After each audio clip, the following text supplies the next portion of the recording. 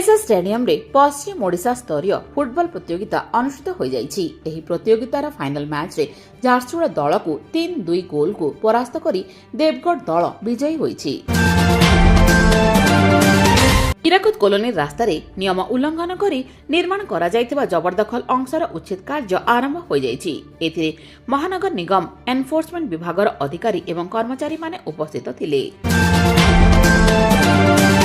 धनुपाली थाना अंतर्गत सरला कानी स्थित न्यू एलआईसी कॉलोनी एक साइकेल चोरी अभियोग सामना को आसीछि।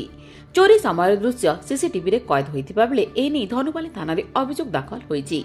तेबे पुलिस सीसीटीवी फुटेज को आधार करि तदंत आरंभ करिछि। जोजोमरा थाना अंतर्गत कयाकुद स्थित इंडियन ढाबा सम्मुख में भारसाम्य हराई एक कार दुर्घटनाग्रस्त होइछि। एही दुर्घटनाग्रस्त कार रे बीजेपी नेता दुलाल चंद्र प्रधान सामान्य आहत होइछन्ते। एंगाली थाना अंतर्गत केउटिही रे थिबा एक वृद्धाश्रम रे जणे अनाथ कन्याक वैदिक परंपरा रे विवाह अनुष्ठित हो जाइछि। एही अवसर रे रेंगाली रे दुई जण पूर्वतन विधायक नाउरी नायक एवं दुर्योधन गडिया उपस्थित थिले। जोजोमरा ब्लॉक कार्यालय ठारे जिल्लापाल और एसपी मिलित जनशुणाणी शिविर अनुष्ठित हो जाइछि। उक्त शिविर रे जिल्लापाल सिद्धेश्वर बलिराम बोंदर एसपी मुकेश कुमार भामु उपस्थित थिबा बेले शिविर रे मोट 43 गोटी जनशुणाणी आगत होइथिला।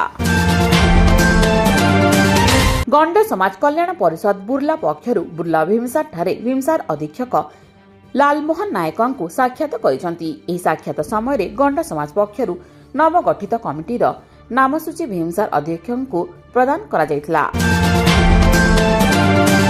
रेंगाली निर्वाचन मंडली अंतर्गत तालबरे थिबा होमियोपैथी कॉलेज रे छात्र छात्री माने निर्देशक मानक मनमुखी कार्य को नहीं एक आंदोलन आरंभ करिसंती।